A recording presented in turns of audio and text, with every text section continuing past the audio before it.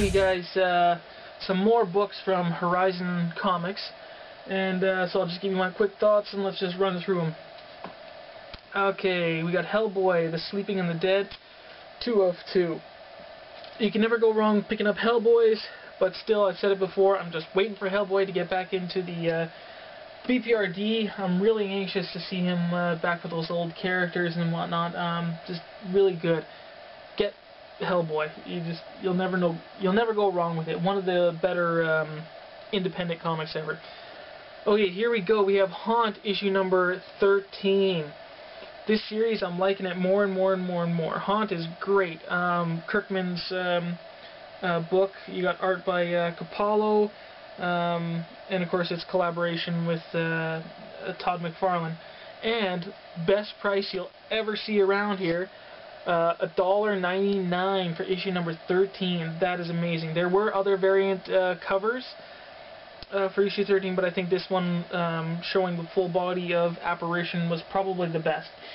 So in this one, you finally get Apparition doing something, and he does, the whole team is getting ready for another mission, basically, and this Apparition comes out of the walls, and he I don't know, he disappears with, I keep getting him, Kurt. I think Kurt's the ghost, yeah, Kurt. He grabs him, disappears with him, and then at the end of the book he's left going, while they're on a mission and they get into trouble, and he's kind of yelling for Kurt, where are you, I need you. But when he disappears, he doesn't tell his other teammates or whatever. He's trying to keep it to a secret, kind of, like what happened, what not. And it would seem that Daniel couldn't see the Apparition and what was happening. And I know for sure his other teammates, they can't see him or hear him, but I thought Daniel could see him as well. That's what I was under the impression of, that only Daniel could see him and hear him. But with this and the Apparition, it makes you seem like he just can't at all. And that, of course, he didn't see the Apparition, and maybe he can only see the ghosts while he's connected with his brother when he's in his haunt form. So that left me a little confusing. Also, I've said before that Kirkman's writing, he has some very nice stuff, but I don't know, when the comic books are produced in this writing, sometimes there's little hiccups. And that kind of pulls me out of the story a bit. There was another little hiccup at the beginning of this one where, I can't remember, they were on another mission and they were trying to stop something, and there was a little hiccup where the one agent finds out they've been had, but he's talking to a character, and then there's nothing to show how he spotted the shooters or anything like that. It's just he's kind of talking, and then we're made. There was no good transition between those panels, and that was a hiccup. And you're going, what? You're just kind of thrown into the next thing, and you don't know what's going on. So those are the little things with Kirkman's writing I have trouble with. But overall, the series is really great. I'm liking it. It's great. Also, a thing, I'm talking too much about this one, but I got to get this out. Also, there was some letters in the back of the page, and I read a few of them, and somebody was talking about the ghost of Kurt, and how they've portrayed him artistically, and he mentioned about maybe they should draw him a little different, maybe like he's faded out, make him look more like he's a ghost, because he's the same colors as the rest of the characters, and there's nothing really to tell the difference, especially for newer readers, right away that he is a ghost visually. If they did something, and I've said this right from the beginning too, I wish they had done something like that, and I think of like Brother Voodoo's brother, where he's kind of blue and faded out. You can definitely tell that he is, I don't know, the body is different, right? That it has a different feel, a different weight to the character. So Todd McFarlane does answer back to that a bit and kind of say, well, maybe in the future we can kind of do those things, but he's kind of saying that in a way, like I say, I'm not quoting it, word for word, but what he is kind of getting at is, yeah, we might do that in the future, but we kind of need to come up with an excuse to do that. And I don't think there needs to be an excuse or whatever. You just tell in the back, yeah, we're kind of following fans, we're giving them what they want, and just artistically, just draw them, just give them different colors. That's it. The pencils are fine, but just slightly different colors to tell the difference between the living and the dead. That's all. So that was kind of cool. Okay, let's move on. Try to burn through them a little more quick. Okay, Wolverine 5.1. I will be collecting pretty much all the .51s. And the art, I don't know, it wasn't the greatest or whatever, but I mean, for the story and whatnot, I could push through the art. It wasn't that bad. The story definitely carried everything here. Chris from the Dark Avengers review, he really didn't want to read it because of the art, but the story was okay. Basically, it's supposed to be a little getaway with his girlfriend Melita, and she's going to be actually throwing him a surprise birthday party. But Wolverine gets in some trouble, I guess, on his way there, and he finds out about these two cannibals in Canada on his way to this little out-of-the-way cabin with his girlfriend. So he gets into trouble there and kind of beats him up and whatnot. Has his thing there with cannibals. So when he gets to the birthday party, and basically the party goes on without him, and it's hilarious because he gets like tons of booze for his birthday and all this stuff. So overall, the whole story and interaction with the little birthday thing I thought was really really kind of cool and a little different. So I enjoyed this. I enjoyed this .1. It was pretty good. Also, you find out that supposedly, from all the research and digging that Melita did, all these years, the day that Wolverine thought was his birthday is not his birthday. So that's why she's throwing this party for him, because it's actually his birthday. And I think she finds out his real name too. And she asks him if he wants to be called that, and he doesn't want to be. He doesn't want to be called James. He still prefers just being called Logan.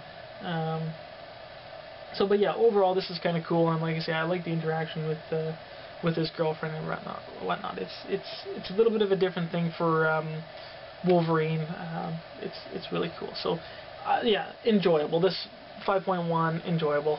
Read it. I think it'll be good. It's not the worst. I mean, come on, it's like, I don't know, 50 times better than Wolverine the Best There Is. So that's going to be kind of my standard for grading Wolverines.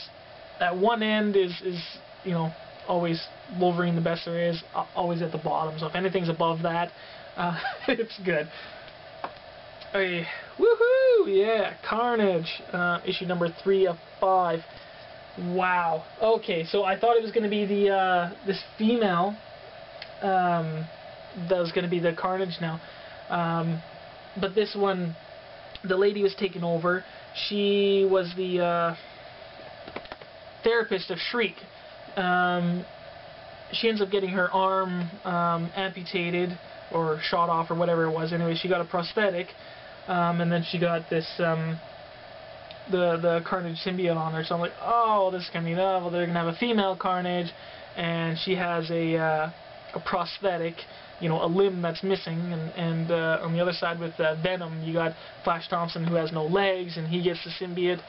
So, you know, there's all this, I don't know, gimpies getting the power of the symbiotes. But really awesome shocker at the end. Like, you think this series is going one way, and then bang, right here, right at the end. I'll tell you guys, it was a great surprise for me because I didn't see it really come until the end.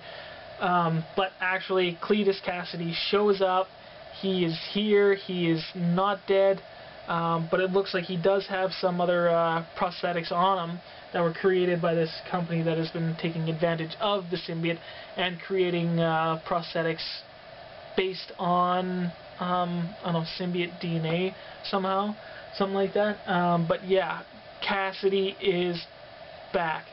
This is going to be really amazing. Can't wait. I mean, look, this is only 3, so there's only 2 more. I hope there's some crazy stuff happens in those. The artwork is just fabulous. You can never go wrong art-wise if you're picking up a book that has Clayton Crane's artwork in it. So this one I'm just seriously excited about. Beautiful stuff. And something like this, I don't mind paying $4 for. Okay, Osborn, this is 3 of 5 as well. Supposedly, you know, tie into big time. I don't even really see this being as a big time thing. I mean, sure, it's small little things that may affect Spidey's universe in the future, but since Osborn is going to be getting out of prison, but overall, meh, there's nothing overly exciting. Art, I'm not overly excited about. I don't know, Osborn being Osborn and taking down the biggest baddie in the prison, and he's got this riot going, and he's breaking out of prison. Well, whoop-de-doo. You know, wait until he gets out, and then we'll see what he can do to, you know, the Spider universe.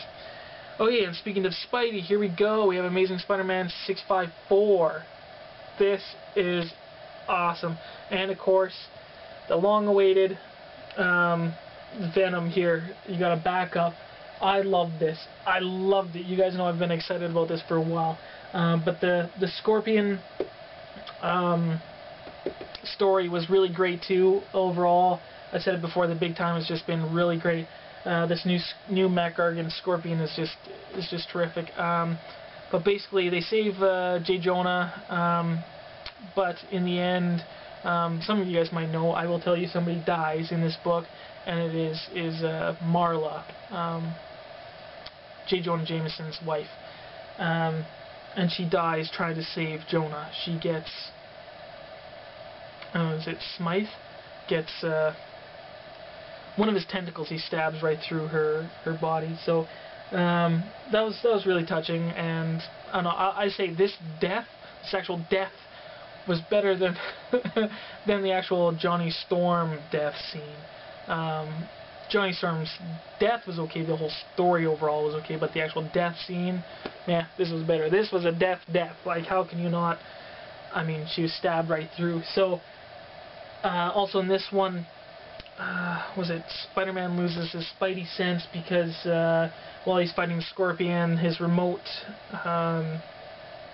to detonate the Spider Sense bomb, Scorpion smashed it, so Spidey had to be right at the epicenter of that blast, so he loses his Spider Sense too, and he's and that doesn't go over well. Of course, by the end of the book, right, he can't even save Marla. He really needs and counts on his Spider Sense to do the spectacular stuff that he does. So he's really feeling painful about that too. So when I know some upcoming issues, he's supposed to get a new spider armor, and obviously that would be to, in a sense, counteract his inability, his not having the spider sense. So that'll be kind of cool. The Venom backup here, awesome. The debut of the new Flash Thompson Venom. Basically, he's in the seat. He gets the suit. Symbiote is able to form legs for him. He's super excited about that. And he gets some training, and the backup story kind of lays it all out for you. He's like on a military mission. He's got a tour duty of this Venom tour duty, and limit of 20 missions. And yeah, just kind of sets you up for all what's coming. And I like at the end too, they do tell you that there was a previous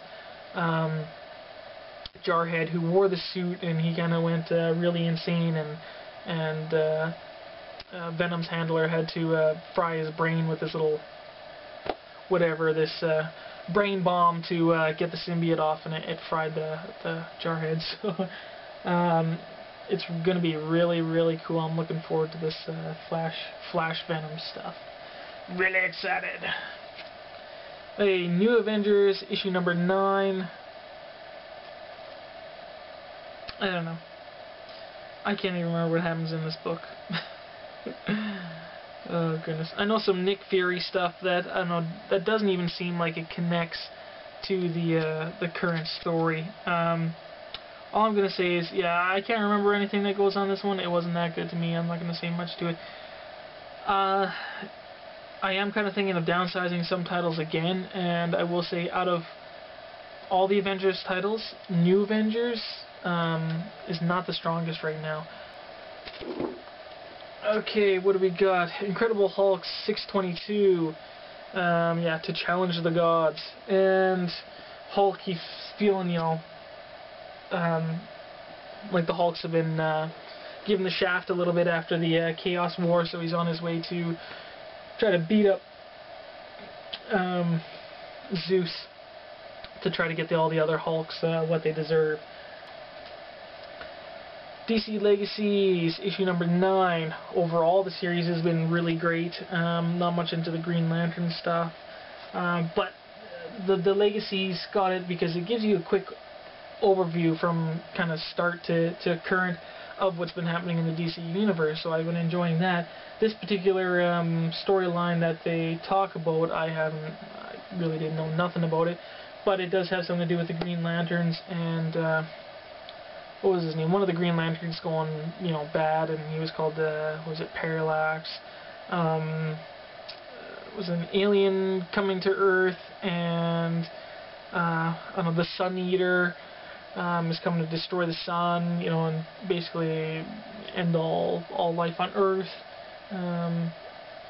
And the only thing that I really recognized was the Green Lantern there, talking about the blackest night and the brightest day. So that gives me a little bit of information about the connection to, you know, the brightest day, blackest night books that are currently going on, because I don't know anything about them.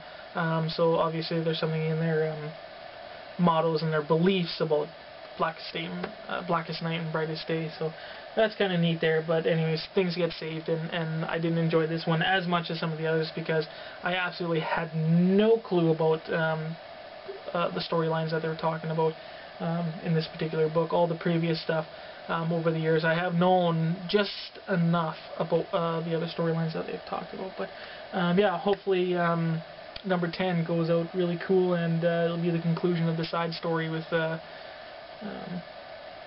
don't know, the other the cop and his brother and his wife and all that kind of stuff. So that'll be pretty cool. Overall, enjoyable series. If you haven't got them by now, it'd be worth it picking it up in trade if you're interested. Okay, these two, Wolverine 1000. Got both covers. They weren't overly expensive too for the variants or whatever. I will say I probably enjoyed this one more. There was artwork by this person inside. So maybe I'll just flip through it quick. There was some stuff that was pretty cool. There was one story in here that I thought was most worth it.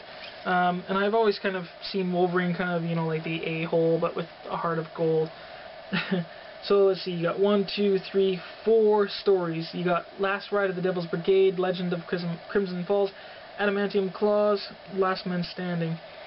So this one, Last Ride of the Devil's Brigade, this was a story that happens in April 28th, 1945. This would be before he gets his claws as well, his adamantium claws. So if you want to see an old story with Wolverine in the war times, that was cool. That one was enjoyable. That one's not too bad. Really fast-paced, pretty cool. What else?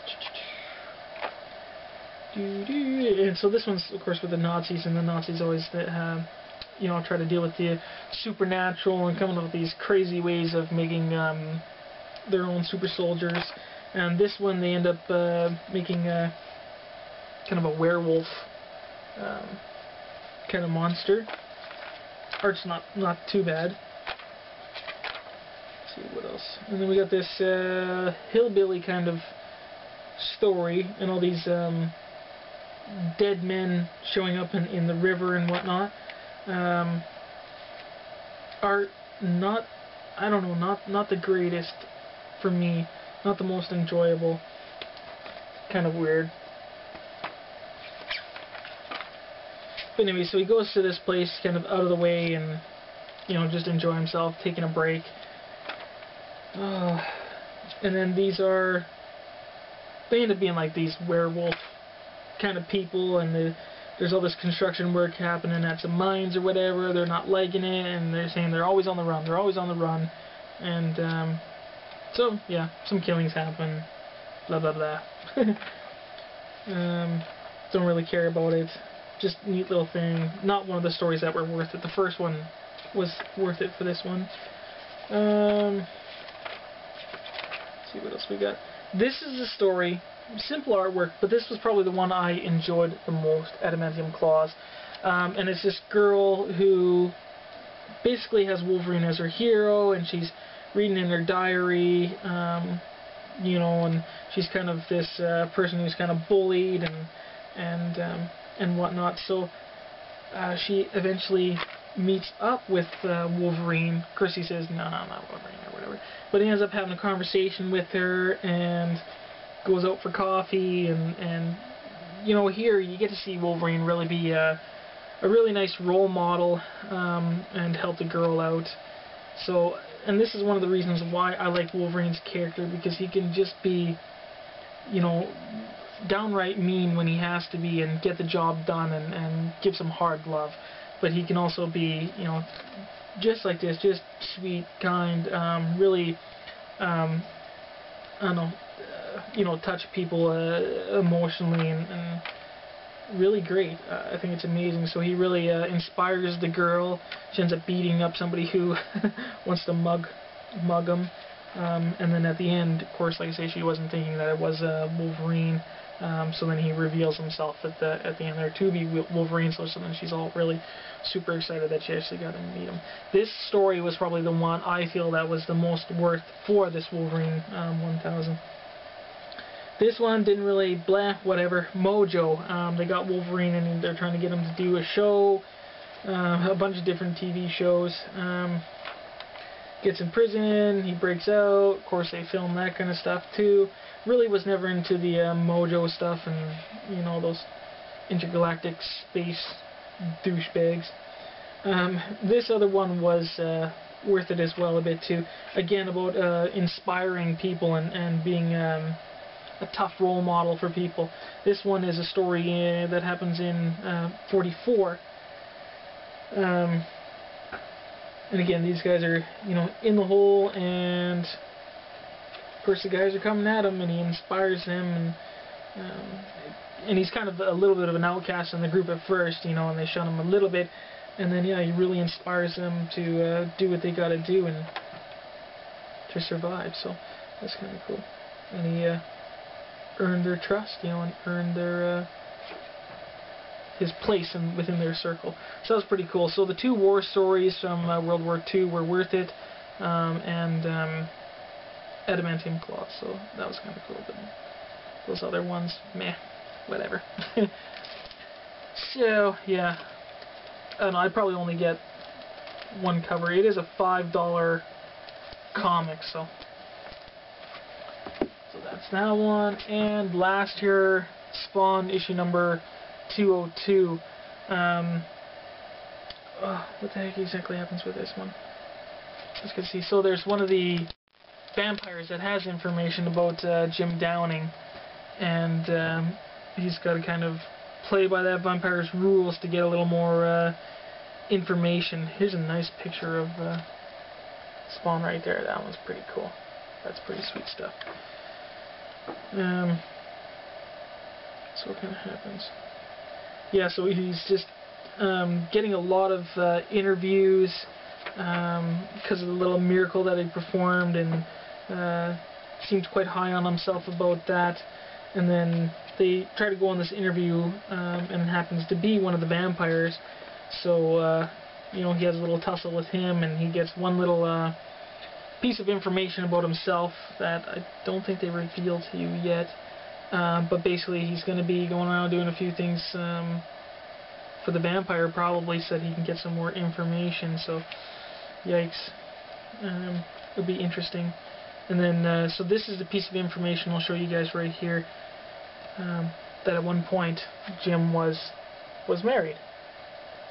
So that's one piece of information that you get. So it's kind of neat. So slowly, you know, going through his little adventure here, and just slowly, piece by piece, he's going to get some information about his past life. Okay, and also in the back here, they give you a connection between Spawn issue number 200 and 185. 185 was the beginning of the Jim Downing Spawn comic books. So there's a connection between them. 185, where he wakes up and he yells "son," 200, where he has this that missing memory with Al Simmons, and then right at the end here, son. So there was that connection, that missing memory. That's what was happening, I guess, in 185, just when he was waking up. So I mean, because of what Al did and how Al blew off his head and all the plans that Al Simmons has had, it definitely has a connection to Jim Downing, obviously. So that was kind of neat there. Next one looks really good. I already have that one ordered. Spawn's really really great right now. And I will say, yeah, here's the Spawn Endgame Collection trade paperback. So if you guys want to know about more about Al Simmons and the transition to this Jim Downing Spawn, that's what you want to get. And also, maybe if any of you guys out there could help Dark Avenger, was it 86? I can't remember what it is. Anyways, his name is Chris as well. He's from New York, and he's been getting into the Spawn, and he's been enjoying it so far, this new stuff, and he wants to get, and has been, getting a lot of the older issues. So he says, though, he's going to be having a harder time getting from 101 up to 199 in that area. So if you have some ways of getting some those issues for him, and maybe at a good price, cheaper prices or whatever, just get in contact with him. I'll try to give a link to his channels as well. So he does some great reviews, some pretty long reviews too, so if you have some time. And what else I was going to say? Oh, Radical Publishing also sends him comic books to review, just like they do to Comic Noob. I know they sent some comic books to him. So yeah, that's that, you guys. I'll leave it at that, and I'll go on to the next video where I'll show, was it February 16th comic books. Yeah. So that's it, you guys. See you in a bit. Bye.